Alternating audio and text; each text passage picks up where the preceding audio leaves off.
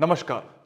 आज मैं आपसे एक ऐसे घर के बारे में बात करने वाला हूं, एक ऐसे फ्लैट के बारे में बात करने वाला हूं जिसकी कम से कम कीमत 70-80 करोड़ रुपए से लेकर 100, सवा 100, 150 करोड़ रुपए तक की है। आज के डेट में जो प्राइस ब्रैकेट इस बिल्डिंग के अंदर मकान बेचा जाता है, यानी कि हाई नेटवर्थ इनकम के जो लोग मकान लेने जा रहे हैं उनको कौन से नक्शे दिए जा रहे हैं बॉम्बे में। आज से 5 साल पहले मैं ये कहा करता था कि दुबई में मकान लेना बहुत मुश्किल है क्योंकि वहां वास्तु ऑस्पिशियस नहीं मिलता। आज मैं ये कहता हूं कि इंडिया में मकान लेना बहुत मुश्किल है क्योंकि यहां वास्तु ऑस्पिशियस नहीं मिलता, जबकि दुबई में वास्तु ऑस्पिशियस मकान हर दूसरा तीसरा मकान बनने लगा है। हर दूसरा तीसरा।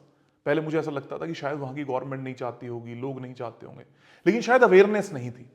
अब वहां जब हम जाते हैं तो वहां के मकान ढूंढने और उनको वास्तु ऑस्पिशियस बनाना बहुत आसान है, बहुत आसान। लेकिन जब मैं ऐसे मकान देखता हूं, जब मेरा क्लाइंट मेरे साथ जाता है और जाकर कहता है कि भैया ये वास्तु ऑस्पिशियस फ्लैट है, बिल्डर ये कह रहा है बॉम्बे का, तो बड़ा दुख होता है। एक ऐसी सोसाइटी है जो कह ही ये रही है, क्लेम ये कह रही है कि वास्तु ऑस्पिशियस मकान है, उसके नॉर्थ ईस्ट में, जैसे ये आप ध्यान से देखोगे इस तरफ नॉर्थ है, यहां नॉर्थ ईस्ट में दो टॉयलेट्स बनाकर दी गई हैं, दो टॉयलेट्स, और कह रहे हैं कि 100% वास्तु ऑस्पिशियस है। हमने वो वॉशरूम्स हटवाकर उस क्लाइंट को सिलेक्ट करवाया। एंट्रेंस को तोड़फोड़ भी करनी पड़ी क्योंकि क्लाइंट बहुत बड़े थे, तो उन्होंने बड़े आराम से सब कर लिया। पर हर किसी के लिए थोड़ी ना ये पॉसिबल होगा। जब इतने बड़े लेवल पर हो रहा है तो छोटे लेवल पर तो क्या ही हो रहा होगा, जबकि मुश्किल नहीं है। पर मैं इस केस स्टडी के माध्यम से आपको और अच्छे तरीके से समझाने वाला हूं। यहां कम से कम मेरी बिल्डर के साथ में 1 से 1.5 घंटा की मीटिंग हुई। उस मीटिंग में उस बिल्डर ने ये साफ माना कि मेरा घर वास्तु ऑस्पिशियस है। आप बताओ तो प्रूफ करो कि वास्तु ऑस्पिशियस नहीं है। इस बिल्डिंग में मात्र 17 मकान, 5, 6, 7 मकान तो उन्होंने ऑलरेडी जहां से बिल्डिंग एक्वायर करी है उनको देने होंगे। 10 मकान वो सेल कर रहे हैं और ये कह के कर रहे हैं कि ऑलरेडी बॉम्बे के कोई वास्तु कंसल्टेंट है, उन्होंने इस पे उनकी मदद करी है।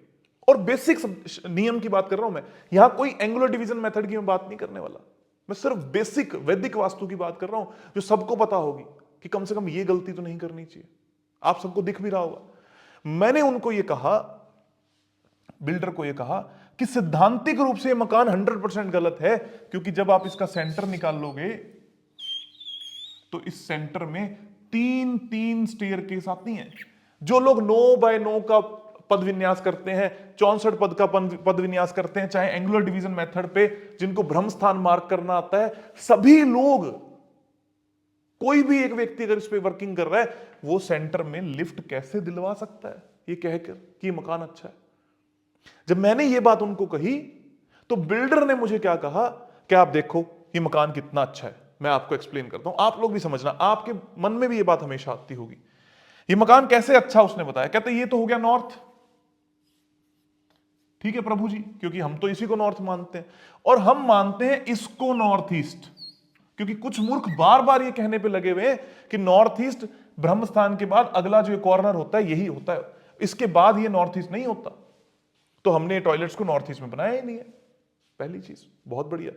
उसके बाद ये पूरा ईस्ट है, ये पूरा का पूरा हमारा साउथ वेस्ट है, साउथ ईस्ट है। उन्होंने साउथ ईस्ट में भी 2 टॉयलेट्स बनवा दी उनके अनुसार।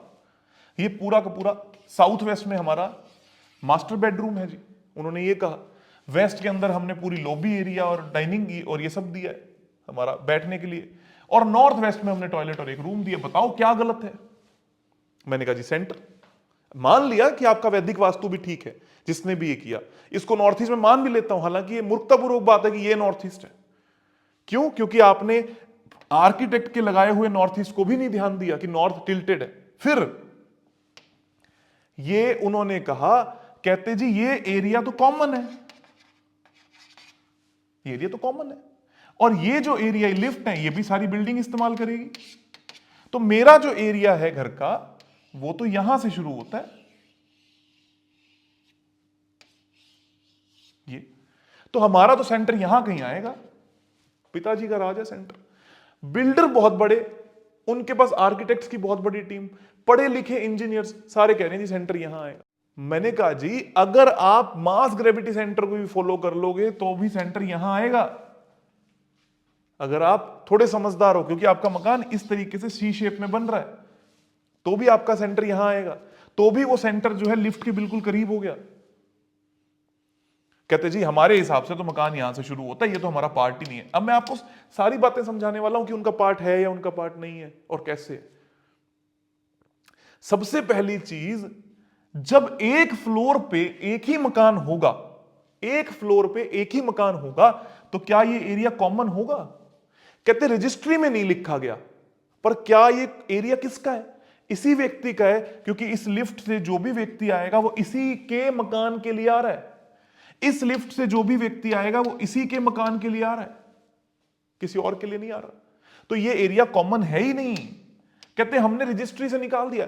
क्या तरीका हुआ ये बात कि मान लो आपके घर में ये वास्तु दोष है, पूरा का पूरा नॉर्थ ईस्ट खंडित है, तो अपने भाई के नाम पे, अपने पिता के नाम पे, अपनी बहन के नाम पे इतने हिस्से की रजिस्ट्री करवा दो जी। ये एक स्टाम्प पेपर लिख कर दे दो कि आज के बाद ये वाले 2 कमरे उनके हैं। तो क्या इससे वास्तु चेंज हो जाएगा? कौन मूर्ख लोग हैं ये जो वास्तु कर रहे हैं? कौन? मैं सिद्धांतिक बात पे कर रहा हूं, सिद्धांतिक। मैं तो एंगुलर डिवीजन, 9 डिवीजन, 64 डिवीजन, इनकी तो बात ही नहीं कर रहा। छोड़ देते हैं कि आपका हमारा किसी का कोई मतभेद। क्या ये गलत नहीं है कि जी ये एरिया हमारा है ही नहीं? किसी ने भी ये कहा हो, मुझे समझ नहीं आता कि ये जो बिल्डर है, ये जो आर्किटेक्ट हैं, ये इस बात को कैसे मान जाते हैं कि हां जी लॉजिकल तो बात सही है, ये हमारा है ही नहीं। इसके भ्रम स्थान को खंडित होने से उस बिल्डर ने कहा जी मैं भी इस मकान में जाऊंगा। कब जाओगे जी? 2026 में बनना शुरू होगा, 2025-26 में बनना शुरू होगा, 2028-29 के अंदर मैं इस मकान में शिफ्ट हो जाऊंगा। और मैंने ये कहा कि उसके 1 साल के बाद किसी भी जगह का नहीं बच पाओगे आप। साउथ ईस्ट में दोष, नॉर्थ ईस्ट में दोष, भ्रम स्थान खंडित, आप किसी लायक नहीं बच पाओगे। जब उनको ये बात समझ में आई, वो मेरे साथ बैठे, इसको सही किया गया। कितना आसान था सही करना, कितना आसान था। ना नक्शों को रिवाइज करवाना, ना गवर्नमेंट को रिवाइज। मैंने सिर्फ ये कहा ये जो लिफ्ट्स हैं, क्या हम इनको इधर नहीं लेकर आ सकते? इस तरफ ओपन करवा दो। क्या हमारा जो सेंटर है वो पूरा का पूरा सेफ नहीं हो जाएगा अगर मैं लिफ्ट को थोड़ा सा पीछे ले आऊंगा, थोड़ा सा पीछे की तरफ ले आऊंगा अगर मैं लिफ्ट को? क्योंकि ये 8-8, 9-9 फीट की लिफ्ट्स हैं। 9 फीट अगर हमारा सेंटर से हम साइड गए तो हम इस वाले पैसेज में आ जाएंगे, लॉबी हमारी अंदर की तरफ आ जाएगी, यहां का यहां हमारा गेट रहेगा। ये किसी भी तरीके से मैनेज कर सकते हो। उन्होंने इस नक्शे को बनाया, मैनेज भी किया, माना, एटलीस्ट हमारे सामने उन्होंने ये बात कही कि मैं इस बात को एक्सेप्ट करता हूं, ठीक है आप कहते हो तो मैं इसको मान लेता हूं, क्योंकि ये भी हमारे प्रीमियम क्लाइंट है जो इस मकान को खरीदने वाले हैं, पैसे वाले हैं, कल को ये नाराज हो गए तो दिक्कत आएगी। I will do so. बाकी चीजें ये सब तो चल, अभी भी हम इस मकान में जाएंगे तो इन टॉयलेट्स को हटवाएंगे क्योंकि नॉर्थ ईस्ट में बना रहे हैं। और उनका जवाब ये है कि भैया बॉम्बे के अंदर ये सेंटर को खंडित करके मकान तो हर व्यक्ति बना रहा है, ऐसा नहीं है।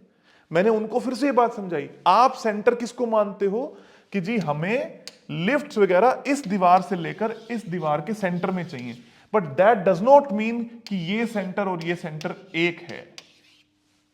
बहुत सारे बिल्डर काम कर रहे हैं जिसमें वो सेंटर में बनाते हैं, लेकिन यहां तक ही कंक्लूड कर देते हैं इस सारे एरिया को। यहां लिफ्ट बनाएंगे, यहां स्टेयर बनाएंगे, हो गया काम।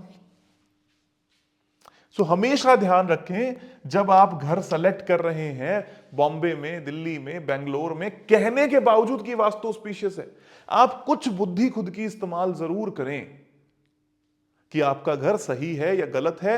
नहीं तो हर तरीके से वो घर गलत हो जाएगा और तकलीफ आपको आएगी। बिल्डर, आर्किटेक्ट्स या वास्तु कंसल्टेंट अपना सामान बेचकर निकल जाएंगे और तकलीफ सिर्फ और सिर्फ आपके जीवन में भुगतने के लिए रह जाएगी।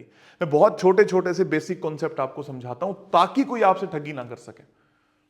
ऑटोकैड मास ग्रेविटी सेंटर, ऑटोकैड का नक्शा लेना बहुत जरूरी है। इसी मकान को किसने हां बोल दिया होगा? एक मूर्ख गया होगा, यहां पर जाकर खड़ा हो गया, सेंटर में कंपास लेकर देखा, सब कुछ ठीक है, तो हो गया काम। ना नक्शों पे काम किया, ना नक्शों के ऊपर बात करी। ऐसा करने की कोई जरूरत नहीं है। Try to understand. हर चीज वास्तु ऑस्पिशियस हो सकती है, देश दुनिया आगे बढ़ सकती है। दुबई हम सबके सामने एक बहुत बड़ा उदाहरण सेट भी करता है। अब बात है आप सभी लोगों की, जब अपना घर लेने जाओ तो एटलीस्ट ध्यान से देखो कि वो घर सही है, गलत है, या उसमें क्या हो रहा है। आप सभी लोगों का बहुत बहुत धन्यवाद, आभार, खूब सारा प्यार। आई थिंक आपको ये वीडियो समझ में आई होगी और इसकी सीरियसनेस भी। आप सभी को जो भी समझ में आया हो कमेंट्स में लिखिएगा, मैं प्रयास करूंगा कि मैं आपके जवाब दे सकूं। जो भी लोग फ्री वास्तु कोर्स करना चाहते हैं वो एप्लीकेशन से जुड़ें, कोर्स को करें और डाउट सेशन के ग्रुप में जुड़कर अपने डाउट्स को क्लियर भी करें। आप सभी का धन्यवाद, आभार, खूब सारा प्यार।